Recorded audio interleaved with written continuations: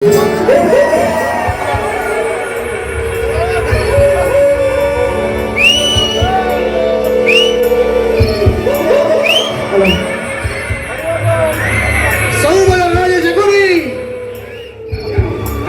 99 ಮಂದಿ ಸಹೋದರರನ್ನು ನಿನ್ನ ಜನ್ಮದಾತನನ್ನು ನಾಶ ಮಾಡಿದ ಆ ಗೌರವನ ಉಚ್ಚ ನಿರ್ಮೂಲ ಮಾಡುವುದಾಗಿ ನೀನು ಮಾಡಿದ ಶಪಥವೇನಾಯಿತು? ಏನಾಯಿತು ಶಕುನಿ?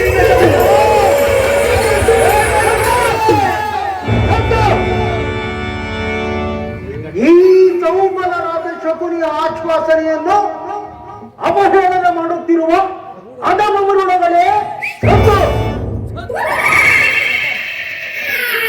ಏನಿ ಬಗೆಯ ಕುಹಕ ಕಂಠದ ಕರ್ತಕ ಕೇಕೆ,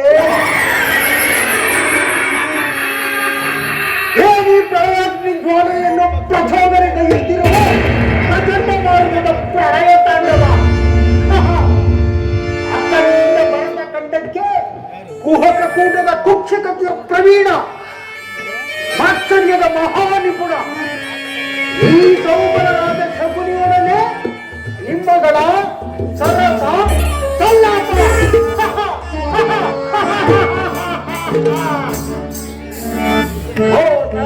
ಅಡಿಸಿ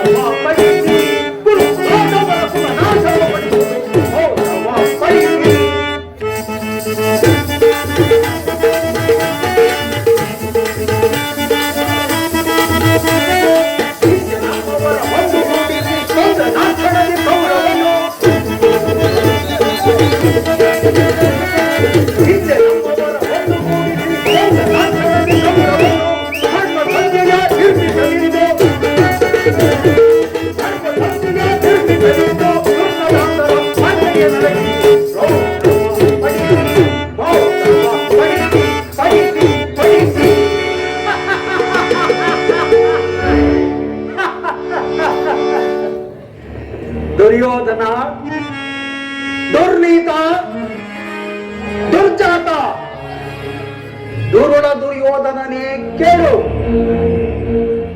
ಅಂದು ನಿರಪರಾಧಿಗಳು ಗಾಂಧಾರ ವಂಶೋದ್ಧಾರಕರಾದ ನನ್ನ 99 ಮಂದಿ ಸಹೋದರರನ್ನು, ನನ್ನ ಜನ್ಮದಾತನನ್ನು ನಿನ್ನ ಕತ್ತಲೆಯ ಕಾರಾಗೃಹದಲ್ಲಿರಿಸಿ ನೀನು ನೀಡುತ್ತಿದ್ದ ಚಿತ್ರ ವಿಚಿತ್ರವಾದ ಶಿಕ್ಷೆಯನ್ನು ಸ್ಮರಿಸಿಕೊಟ್ಟರೆ ಅಪ್ಪ ಅಪ್ಪ ಅಪ್ಪ,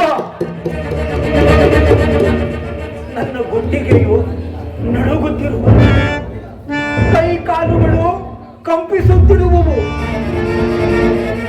ರಕ್ತವೇ ಕುದಿಯುತ್ತಿರುವುದು.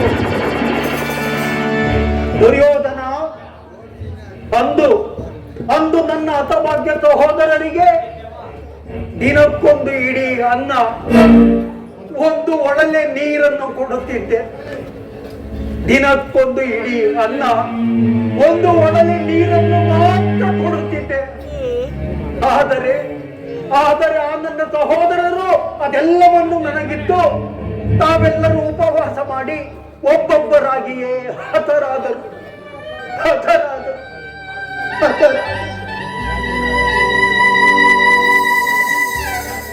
ಆ ದಾರುಣ ದೃಶ್ಯವು ನನ್ನ ಸ್ಮೃತಿ ಪಟಲದಿಂದ ಚಳಿಯದೆ ಉಳಿದು ನಿರಂತರ ಪರಮಾಗ್ನಿ ಜ್ವಾಲೆಯಲ್ಲಿ ನೊಂದು ಬೆಂದು ಕೃಶವಾಗಿದ್ದೇನೆ. ದುರ್ಯೋಧನ, ದುಷ್ಟ ದುರ್ವಿಧಿಯ ಅಟ್ಟಹಾಸದಿಂದ ಮೆಟ್ಟಿ ಮೆರೆಯುತ್ತಿರುವ ದುರುಳ ದುರ್ಯೋಧನನೇ ಕೇಳು. ನಾನು ಸಹ ನಿನ್ನಂತೆಯೇ 99 ಮಂದಿ ಸಹೋದರರನ್ನು ಒಳಗೊಂಡು ಏಕಚಕ್ರಾಧಿಪತ್ಯವನ್ನು ಸ್ಥಾಪಿಸಿ ಸಮಸ್ತ ಸಾಮಂತ ರಾಜರಿಂದ ಓಲೈಸಿಕೊಂಡು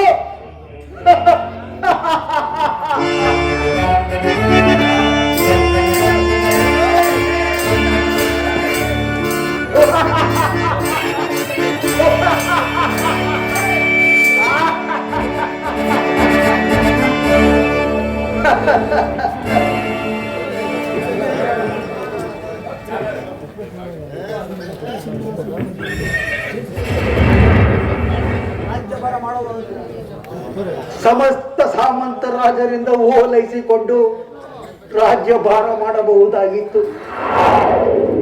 ಆದರೆ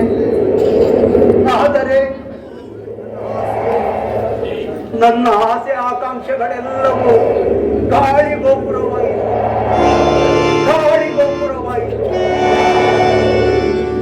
ಆದರೂ ಚಿಂತೆ ಇಲ್ಲ. ಅಂತೆಯೇ ನೀನೊಡನೆ ಸೇರಿ ಮುಳ್ಳನ್ನು ಮುಳ್ಳಿನಿಂದಲೇ ತೆಗೆಯಬೇಕು, ವಜ್ರವನ್ನು ವಜ್ರದಿಂದಲೇ ಛೇದಿಸಬೇಕು, ಮೋಸಗಾರರನ್ನು ಮೋಸದಿಂದಲೇ ನಾಶಪಡಿಸಬೇಕು ಎಂಬ ಹಿರಿಯರ ನಾಣ್ಣುಡಿಯಂತೆ ಅಡಿಗಡಿಗೂ ನೀವೆಲ್ಲ ಅಡ್ಡದಾರಿಗಳೆದು ಈ ಹಸ್ತಿನಾವತಿ ರಕ್ತ ಸಿಂಹಾಸನವನ್ನು ರಕ್ತದ ಕೋಣೆಗೆ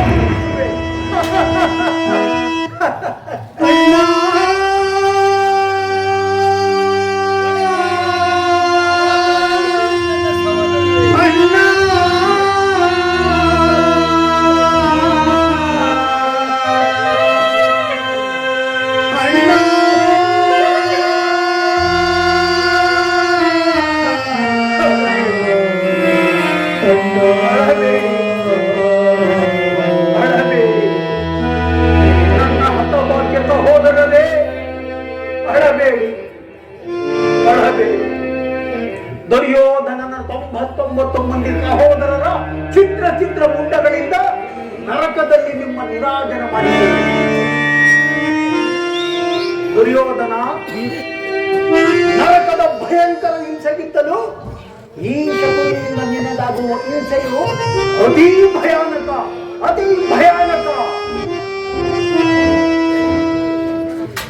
ಶಕುನಿ ಎಂಬ ಹೆಸರಿನ ಅರ್ಥ ತಿಳಿದಿದೆಯೇನೋ ಮೂಢ. ಶಾ ಎಂದರೆ ಶಕ್ತಿ ಪ್ರಧಾನವಾದ, ಕು ಎಂದರೆ ಕುರುಕುಲ, ನೀ ಎಂದರೆ ನಿರ್ನಾಮ. ಈ ಶಕ್ತಿ ಪ್ರಧಾನವಾದ ಕುರುಕುಲದ ನಿರ್ನಾಮವೇ ಈ ಶಕುನಿ ಎಂಬ ಹೆಸರಿನ ಅನ್ವರ್ಥನಾಮ.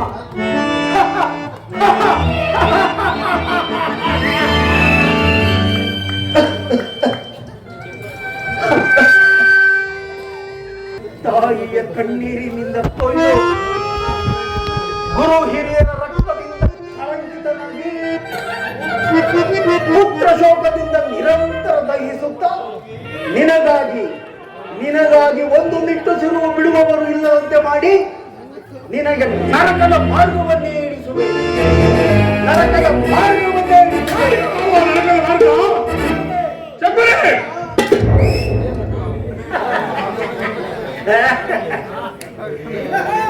ನಿನಗೆ ಪರಮ ವೀರಿಗಳಾದ ಪಾಂಡವರಿಗೆ ಎನ್ನುವಷ್ಟರಲ್ಲಿ ನಿನ್ನ ಆಗಮ. ಶಬರಿ, ನಾನು ಮಾಡಿದ ಕಾರ್ಯವು ಇತ್ತವೆ. ಚಿಂತೆ ಏಕೆ ಗುರುರಾಜ?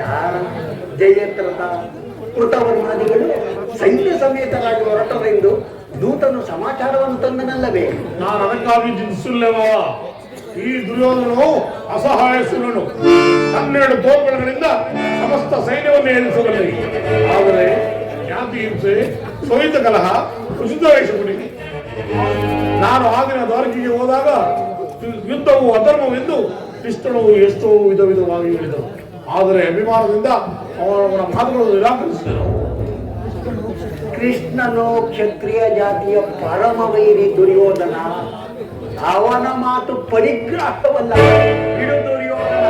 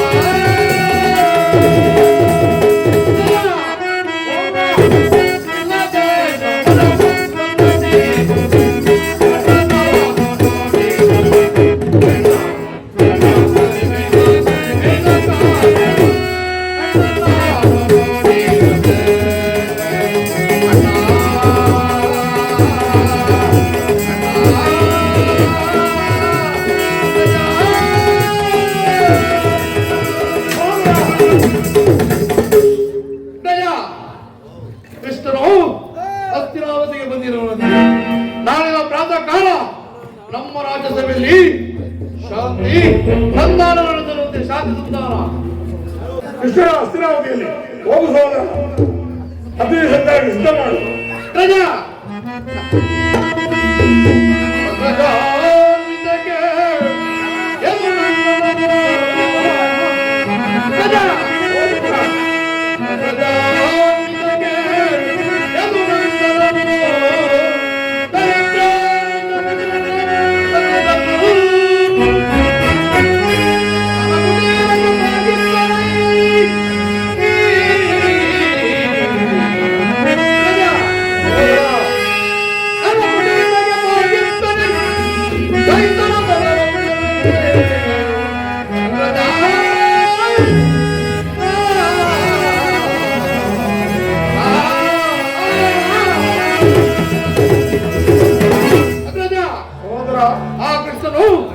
ನಮ್ಮ ಸರ್ಕಾರವನ್ನು ನಡೆಸುವಂತೆ ಕಾಣುತ್ತಿಲ್ಲ.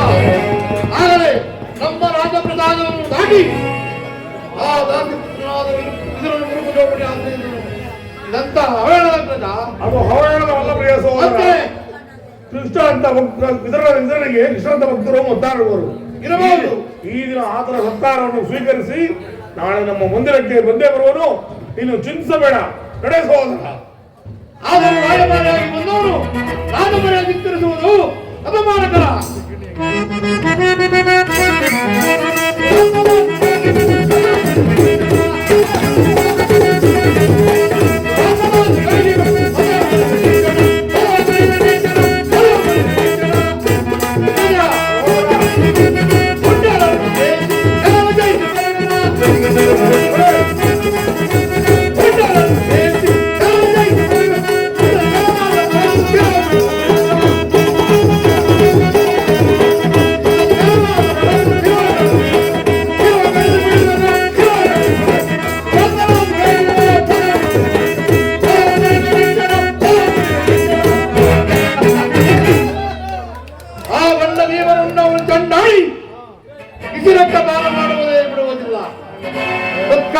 ಕೃಷ್ಣನಿಗೆ ಅಣ್ಣ ಸಹೋದರ ಒಪ್ಪದು ಒಪ್ಪದು ಒಪ್ಪದು ಸಹೋದರ ಸಹೋದರ ಒಂದೊಂದು ಸಾರಿ ಈ ನನ್ನ ಸಹೋದರನ್ನು ಸಮಾಧಾನ ಪಡಿಸುವುದು ನನಗೂ ಒಂದೊಂದು ಸಾರಿ ದುಸ್ಸಾಹಸವೆನಿಸುವುದು. ನೋಡುವೆಯಾ ಮಾವ, ನನ್ನ ತಮ್ಮನ ಕ್ರೋಧಾಗ್ನಿಯ ಜ್ವಾಲೆಯನ್ನು ಮತ ಗಜಗರಿಸಿದ್ದರು ಈ ಸಿಂಹಕ್ಕೆ ಸರಿಸಾಟಿ ಆಗುವುದೇ. ಅದಿರಲಿ, ಈಗ ಕೃಷ್ಣನ ಮಾತಿಗೆ ಸಂಬಂಧಿಸಲೇ ಅಥವಾ ಕೃಷ್ಣನು ಸಂಧಾನಕ್ಕೆ ಶಾಂತಿಗಾಗಿ ಇಲ್ಲಿಗೆ ಬಂದವನಲ್ಲ ದುರ್ಯೋಧನ. ಹಾಗಿದ್ದರೆ ಈ ಸಾರ್ವಭೌಮವನ ವೈಭವವನ್ನು ತೃಣೀಕರಿಸಿ ಆ ದಾಸಿಪುತ್ರನ ದುರ್ಗುಜೋಪನೆಯನ್ನು ಆಶ್ರಯಿಸುತ್ತಿದ್ದಾನೆ. ಪ್ರಾರಂಭದಲ್ಲಿ ಸಹಿಸಲಾಗದ ಅಪಮಾನ, ಭಕ್ತಿ ವೈರಾಗ್ಯಗಳ ನೆಪದಿಂದ ವಂಚಿತನಾಗಿ ಈ ಅಪಮಾನವನ್ನು ಹೇಗೆ ಸಲ್ಲಿಸಿದ ದುರ್ಯೋಧನ? ಕೃಷ್ಣನಿಗೆ ಇಷ್ಟೊಂದು ದ್ವೇಷವಾಗಿ ಸಿಗುದಿ? ಕೃಷ್ಣನು ಕ್ಷತ್ರಿಯ ಜಾತಿಯ ಕಳಂಕ ಸ್ವರೂಪದು. ಯಾರು ಅವನ ಭಕ್ತಿ ವೈರಾಗ್ಯಗಳ ನೆಪವನ್ನು ಅನುಗ್ರಹಿಸಿ ಆಶ್ರಯಿಸಿ ಭಗವಂತನ ಅವತಾರವೆಂದು ಪೂಜಿಸುವರೋ ಅವರನ್ನೇ ಧ್ವಂಸ. ಕಂಸ, ಶಿಶುಪಾಲ, ಜರಾಸಂಧ ನಿನಗೆಂತ ಮಿತ್ರರಾಗಿದ್ದರು. ಕಾರಣವಿಲ್ಲದೆ ಅವರೆಲ್ಲರನ್ನೂ ಸಂಹರಿಸಿದರು. ಕಂಸನನ್ನು ವಧಿಸಿ ಅರಳು ಮರಳು ಮುದುಕನಾದ ಉಗ್ರಸೇನನನ್ನು ನೆಪಮಾತ್ರಕ್ಕೆ ಸಿಂಹಾಸನದ ಮೇಲೆ ಕೂರಿಸಿ ಸಹೋದರನನ್ನು ಸುರಾಪಾನ ಪ್ರಮತ್ತನನ್ನಾಗಿ ಮಾಡಿ ತಾನು ರಾಜ್ಯಲಕ್ಷ್ಮಿಯನ್ನು ವಶಪಡಿಸಿಕೊಂಡನು. ಇಂತಹವನಿಗೆ ಮನ್ನಣೆಯೇ ಕೌರವೇಶ್ವರ. ಆದರೆ ನನ್ನನ್ನೇಕೆ ಆದರೆ ದ್ವಾರಕೆಗೆ ಕಳಿಸಿದೆ? ಆ ಕೃಷ್ಣನ ಭಾಗದಲ್ಲಿ ಕುಳಿತು ಸಹಾಯವನ್ನು ಬಿಡುವುದು ಉಚಿತವಾದ ಕಾರ್ಯವೇ? ಅದಕ್ಕೊಂದು ಉದ್ದೇಶವಿತ್ತು ದುರ್ಯೋಧನ. ಏನ ಉದ್ದೇಶ?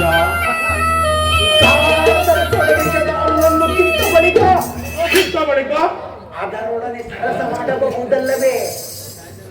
ದುರ್ಯೋಧನ ಶ್ರೀಕೃಷ್ಣನಿಗಿಂತಲೂ ಅವನ ವಿಜಯೋನ್ಮತ್ತವಾದ ಸೈನ್ಯವನ್ನು ಹೆಚ್ಚು ಮಾಡಿದ್ದು. ಒಂದು ವೇಳೆ ಸೈನ್ಯ ಸಮೇತನಾಗಿ ಕೃಷ್ಣನು ನಿನ್ನ ಪಕ್ಷವನ್ನು ವಹಿಸಿದ್ದರೆ ಕೃಷ್ಣ ನೀನು ನನಗೆ ಬೇಡ, ನಿನ್ನ ಸೈನ್ಯ ಮಾತ್ರ ಸಾಕೆಂದು ಹೇಳಬಹುದಿತ್ತು. ಆದರೆ ಅರ್ಜುನನು ನಿನ್ನನ್ನು ಆ ಸಂಕಟದಿಂದ ಪಾರು ಮಾಡಿದನು. ಕೃಷ್ಣನು ನೀನು ಹೇಳುವಂತಹ ವಂಚಕನೇ ಇರಬಹುದು ಶಕುನಿ.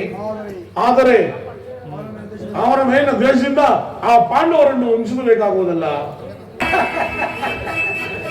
ದುರ್ಯೋಧನ, ಪಾಂಡವರನ್ನು ಶ್ರೀಕೃಷ್ಣನಿಂದ ಬೇರೆ ಮಾಡಲಾಗದು. ಪಾಂಡವರು ಶ್ರೀಕೃಷ್ಣನ ಆಜ್ಞಾಧಾರಿಗಳು. ನೀನು ಸಂಧಾನಕ್ಕೆ ಸಮ್ಮತಿಸಿ ಪಾಂಡವರಿಗೆ ಆಶ್ರಯವನ್ನು ಕೊಟ್ಟೆಯಾದರೆ ನಿನ್ನ ವಿನಾಶಕ್ಕೆ ನೀನೇ ಕಾರಣ. ಅಲ್ಲವಯ್ಯ, ಪಗಡೆಯಾಟದಲ್ಲಿ ಸೋತಾಗಲೇ ಅವರ ರಾಜ್ಯದ ಮೇಲಿದ್ದ ಹಕ್ಕು ನಷ್ಟವಾಯಿತು. ಪುನಃ ಅವರು ಅದನ್ನು ಹೊಂದುವುದು ಎಂದರೇನು? ಕುರುಭೂಮಿಯ ರಾಜ್ಯಲಕ್ಷ್ಮಿಯನ್ನು ಭಿಕ್ಷುಕರ ಯಾಚನಾಂಜಲಿಯಲ್ಲಿಡುವುದು ನಿನಗೆ ಉಚಿತವಲ್ಲ ದುರ್ಯೋಧನ. ಪಾಂಡವರು ರಾಜ್ಯಕ್ಕಾಗಿ ಹಂಬಲಿಸುತ್ತಿದ್ದರೆ ರಣಕ್ಷೇತ್ರದಲ್ಲಿ ಸೆಣಸಿ ಜಯಲಕ್ಷ್ಮಿಯನ್ನು ಕೈ ಹಿಡಿಯಲಿ. ಅದನ್ನು ಬಿಟ್ಟು ಮೇಲಿದ್ದ ಮೇಲೆ ಈ ದೈನ್ಯ ವೃತ್ತಿ ಏಕೆ? ದೇಹಿ ಎಂದು ಸರಿಯಾಗಿ ಹೇಳಿದ ಸೋಮರ ರಾಜ. ಆ ಪಾಂಡವರಿಗೆ ಯುದ್ಧದ ಹೊರತಾಗಿ ಸೂಜು ಮನೆ ಊರುವಷ್ಟು ಜಾಗವನ್ನು ಕೊಡುವುದಿಲ್ಲ. ಅಷ್ಟು ಮಾತ್ರವಲ್ಲ ದುರ್ಯೋಧನ, ಬಾರಿ ಬಾರಿಗೂ ಸಂಧಿಯ ನೆಪದಲ್ಲಿ ಪ್ರತಿಷ್ಠೆಯನ್ನು ತೋರುತ್ತಿರುವ ಆ ಕೃಷ್ಣನಿಗೂ ತಕ್ಕ ಪ್ರಾಯಶ್ಚಿತ್ತವಾಗಲೇಬೇಕು. ಆಗಲೇಬೇಕು.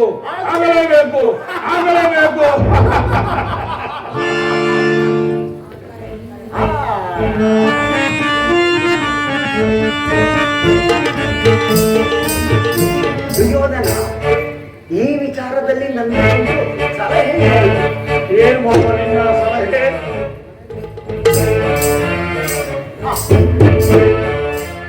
ಸಮಯ ಬಂದಾಗ ಕೇಳುತ್ತೇನೆ. ಆಗಲಿ, ನಿನ್ನ ಸಲಹೆಯ ಹೊರತಾಗಿ ನಾವು ಮತ್ತಾವ ಕಾರ್ಯವನ್ನು ಮಾಡುವುದಿಲ್ಲ. ಈ ದುರ್ಯೋಧನ ಛಲವಿದೆಯಲ್ಲ, ಕಗ್ಗಲ್ಲಿನಂತೆ ಅಚಲ, ಕಗ್ಗಲ್ಲಿನಂತೆ ಅಚಲ.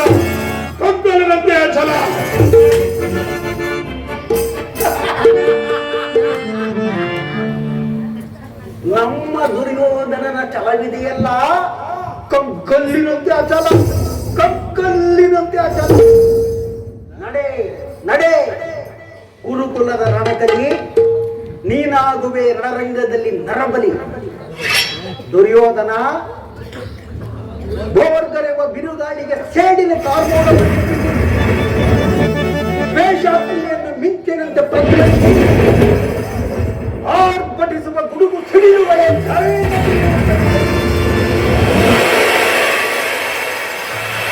ಈ ನಿನ್ನ ಕುರು ಸಾಮ್ರಾಜ್ಯವು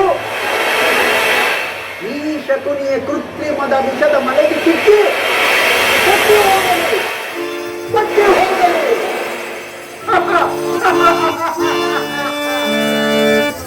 ಮರತಿಲ್ಲ ದುರ್ಯೋಧನ. ಮರತಿಲ್ಲ